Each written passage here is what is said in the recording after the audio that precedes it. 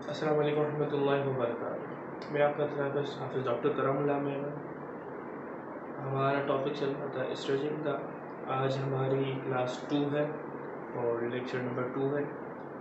हमने स्ट्रेचिंग के इंट्रो के बारे में बात की थी कि स्ट्रेचिंग क्यों ज़रूरी है, उसके बारे में हमें क्या क्या चीज़ें जानना ज़रूरी है।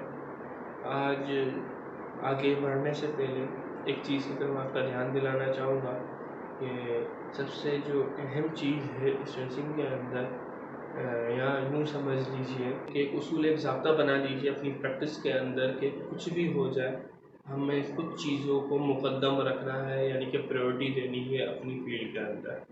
हमारे उस्ताद मोहतरम डॉक्टर ज़ुबैर खान साहब हमेशा एक बात फरमाते थे, कोई भी टॉपिक पढ़ाते थे तो उसके अंदर ये फरमाते थे कि कुछ चीज़ याद हो या ना याद हो, ये चीज़ ज़रूर याद हो। उसके अंदर एक स्लाइड होती थी, तो उस स्लाइड पर जो हेडिंग होती थी वो होती थी कॉन्ट्रा इंडिकेशन। तो टॉपिक शुरू करने से पहले, यानी कि जैसे हम टॉपिक शुरू कर रहे हैं आज, लास्ट टाइम हमारा इंट्रो हुआ कि हम स्ट्रेचिंग क्यों पढ़ रहे हैं और अब स्ट्रेचिंग क्या होती है, कैसे होती है, कहाँ कहाँ पर अप्लाई होगी, इसके क्या बेनिफिट्स वगैरह होंगे, वो सब चीज़ें करने से पहले जो सबसे इम्पॉर्टेंट चीज़ है मेरी नज़र में वो है कॉन्ट्रा इंडिकेशन। कि हमें उस चीज़ को शुरू करने से पहले ही पता हो कि ये चीज़ हमें कहाँ कहाँ नहीं करनी। जब हमें मालूम होगा कि ये चीज़ हमें यहाँ यहाँ पर नहीं करनी, तो हम कभी भी मरीज़ को नुकसान नहीं पहुँचाएंगे उस चीज़ में। वो काम करने में हम कभी भी मरीज़ को नुकसान नहीं पहुँचाएंगे। सबसे पहली जो चीज़ है कॉन्ट्राइंडिकेशन में वो है जॉइंट जो है वो लिमिटेड हो बोनी ब्लॉक की वजह से। यानी कि जैसे आपको मालूम होगा कि हम जब कोई भी रेंज ऑफ मोशन परफॉर्म करते हैं, कोई भी मूवमेंट परफॉर्म करते हैं, तो हमें जो एंट्री मिलता है, सॉफ्ट मिलता है, फर्म मिलता है और हार्ड मिलता है। हार्ड हमारा एंट्री तब होता है जब कोई बोनी ब्लॉक बीच में आ रहा है, जैसे कि हमारी एल्बो एक्सटेंशन। और जब एक्सटेंशन में जाते हैं तो यहाँ पे हमें हार्ड एंट्री मिलता है और ब्लॉक जो है वो बोनी ब्लॉक मिलता है। तो जॉइंट मोशन लिमिट हो जाए बोनी ब्लॉक की वजह से, मुझमें मज़ीद स्ट्रेचिंग, मज़ीद रेंज ऑफ मोशन को आगे बढ़ाएं कि कभी भी नहीं। ठीक है, एक बात ये होगी। दूसरा ये कि अगर कोई फ्रैक्चर हुआ है और बोन अभी तक हील नहीं हुई, अभी तक आपको उसमें फ्रैक्चर मिल रहा है, आपको अंदाज़ा है कि ये फ्रैक्चर हुआ, अभी 1 हफ्ता गुजरा, इसकी हीलिंग नहीं हुई, तो आप उस जॉइंट पर, उस जगह पर भी स्ट्रेचिंग कभी परफॉर्म नहीं करेंगे। तीसरी है कि कोई भी इन्फ्लामेटरी कंडीशन हो जाती है, कोई इन्फेक्शन प्रोसेस हो रहा है, वो अक्यूट है। ठीक है, अक्यूट है तो उसमें स्ट्रेचिंग परफॉर्म नहीं करेंगे। आपका कोई भी पेशेंट ऐसा आता है जो इन्फ्लामेटरी कंडीशन के साथ या इन्फेक्शन के साथ आ रहा है और आपको उसी जॉइंट की या उसी स्ट्रक्चर की स्ट्रेचिंग के लिए उसमें नहीं करेंगे। और या फिर उसको अपना जो पेन हो रहा है, पेशेंट जो आपका पेन की कंप्लेन लेके आ रहा है वो अक्यूट है, शार्प है। ठीक है, अक्यूट भी हो और शार्प भी हो, और ये पेन उसका बढ़ रहा हो मसल की लेंथ बढ़ने से। ठीक है, मिसाल के तौर पे अगर मुझे बाइसेप में खुदा न खास्ता तकलीफ हो जाती है और मुझे फ्लेक्स करने में पेन हो रहा है। ठीक है, तो इसकी जो स्ट्रेचिंग है बाइसेप की एक्सटेंड करने में, वो कॉन्ट्राइंडिकेशन नहीं होगी उस। ठीक है, वो मशीन उसको देखना पड़ेगा है या नहीं, लेकिन उमूमी तौर पर वो चीज़ नहीं होगी। हाँ, अलबत्ता अगर स्ट्रेच करने में मुझे शार्प शूटिंग पेन हो रहा है, फिर तो लाजमी बात है कॉन्ट्राइंडिकेटेड है, हमें बिल्कुल भी उसमें स्ट्रेचिंग नहीं करनी। ठीक है, या जिस जगह पर स्ट्रेचिंग करनी हो वहाँ पे हेमाटोमा बना हुआ है। ठीक है, या कोई सॉफ्ट टिश्यू ट्रॉमा हुआ है। हमारे पास बहुत सारे बेचारे पेशेंट्स आते हैं और कुछ ऐसे थेरापिस्ट जो सही चीज़ों को नहीं समझते।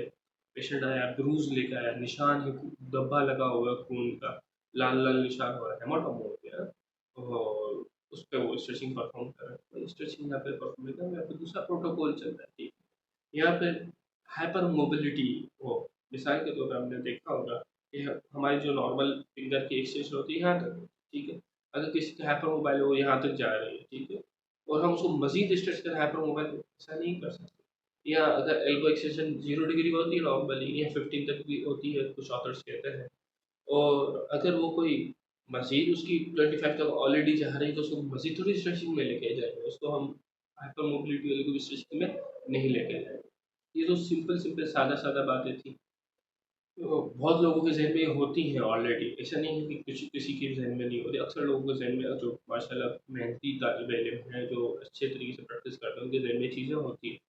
दो चीज़ें ऐसी हैं जिन पे अक्सर लोग ज़्यादा कोताही करते हैं। ठीक है, एक चीज़ ये है उसमें कि कोई ऐसा सॉफ्ट टिश्यू शॉर्ट हो जाए, ठीक है, जो जॉइंट की स्टेबिलिटी में मदद दे रहा हो, तो हम उसको स्ट्रेच नहीं करेंगे। फॉर एग्जांपल, आपने देखा कि जो हमारा क्वाड्रिसेप है, ठीक है, और क्वाड्रिसेप हमारा जो है नी की एक्सटेंशन कराता है।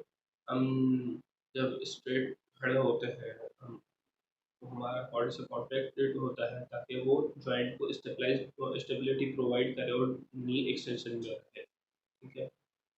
अगर इसकी एक नॉर्मल शॉर्टनिंग है ना, ताकि वो उसकी लेंथ को अपना उस जॉइंट को स्टेबिलिटी प्रोवाइड करे, या हमारे शोल्डर में शोल्डर स्टेबलाइजर्स हैं, वो अगर शॉर्ट है, हम उसकी नॉर्मल जो शॉर्टनिंग है, जो उसकी नेसेसरी शॉर्टनिंग है, जो लाजमी शॉर्टनिंग है, तो उस पर भी स्ट्रेचिंग का बाज़ दफ़ा हमारे पास आते हैं। ऐसे बहुत सारे थेरापिस्ट यहाँ की कंप्लेन लेके आते हैं, नेक में पेन हो रहा है, ठीक है।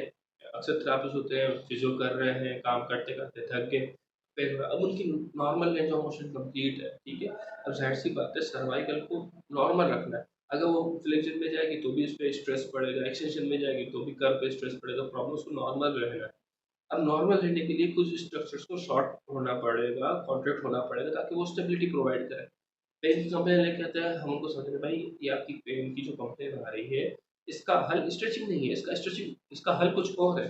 लेकिन वो ये नहीं सर आप बस स्ट्रेचिंग कर लें, अभी वक्ती तौर पे बेशक वक्ती तौर पे आराम मिल जाएगा, लेकिन कॉन्ट्राइंडिकेटेड है, आगे जाके प्रॉब्लम होगी, मसल लेंथनिंग में चले जाएंगे, लूजनिंग में चले जाएंगे, जॉइंट स्टेबिलिटी खराब हो जाएगी, पोस्चर खराब हो जाएगा, बहुत सारे मसाइल होते हैं। तो इस चीज़ पे बहुत ज़्यादा तवज्जो देने की ज़रूरत है, एक बात है। दूसरा है, कुछ स्ट्रोक के पेशेंट्स हमारे पास ऐसे आते हैं जिनकी मूवमेंट्स कंप्लीट नहीं हो रही होती, और वो ट्रिकी मूवमेंट करते हैं, फॉल्स मूवमेंट करते हैं किसी एक स्ट्रक्चर के शॉर्ट होने की वजह से, ठीक है। अगर हमें लगता है कि अगर हम इस स्ट्रक्चर को लूज कर देंगे, स्ट्रेच कर देंगे, और उसकी जो मूवमेंट हो रही है वो नहीं हो पाएगी और मज़ीद उसको प्रॉब्लम हो सकती है अपनी मूवमेंट परफॉर्म करने में, तो हम ऐसे पेशेंट की भी स्ट्रेचिंग नहीं करेंगे। हमारे पास बहुत सारे ऐसे बेचारे थेरापिस्ट हैं जो इन चीज़ों को बारीकी से नहीं देखते, इन चीज़ों को समझते नहीं हैं, और उस स्ट्रोक पेशेंट के पास जाता है और वो बेचारे बड़े मेहनत के साथ काम कर रहे होते हैं, थेरापिस्ट अच्छा खासा टाइम भी दे रहे होते हैं, उनकी मेहनत भी उस पर ज़्यादा होती है, लेकिन वो उन स्ट्रक्चर्स को भी स्ट्रेच करना शुरू कर देते हैं, और फिर पेशेंट बेचारा बदजल होके खराब होके फिर फिजियोथेरापिस्ट की बुराई करते हुए आता है कि ऐसे थेरापिस्ट के पास गया, पहले तो मेरा ये काम हो जाता था, जब से मैंने फिजियोथेरापी कराना शुरू किया अब ये काम भी नहीं होता। तो वो बहुत अजीब-सा महसूस होता है, सुन के भी दुःख भी होता है कि अगर थोड़ा-सा हम थोड़ी तवज्जो दे देते, थोड़ा-सा चीज़ों को सीख लेते, तो ज़्यादा फ़ायदा हो जाता। तो ये मोटी-मोटी थी, और भी कॉन्ट्राइंडिकेशन वगैरह और भी मुख्तलिफ चीज़ें स्ट्रेचिंग के हवाले से पता थी। ये सिंपल सीधी-सादी बात आपका जो क्वेश्चन, क्योंकि हमने पहले भी बात की थी, हम एविडेंस के ऊपर बात करेंगे। यहाँ पर जो थेरापेटिक एक्सरसाइज की बुक है किज़नर कॉल मी, उसमें ये बात लिखी हुई है, बॉक्स के अंदर तमाम लाइन बाय लाइन लिखी हुई है तमाम चीज़ें। मैं कोई अपनी तरफ से कोई नई बातें नहीं बता रहे, पुरानी बातें हैं, थेरेपी एक्सरसाइज हम सेकंड ईयर थर्ड ईयर में पढ़ते हैं। हम थोड़ी सी मेहनत करके, थोड़ी सी तवज्जो देके उस चीज़ को पढ़ लें, तो हमें बहुत फ़ायदा हो। इसके साथ मुझे इजाज़त दीजिए। आपका थेरेपिस्ट हाफ़िज़ डॉक्टर करामुल्लाह अहमद। इंशाल्लाह अगली वीडियो में मज़ीद आगे लेके चलेंगे। अस्सलाम वालेकुम।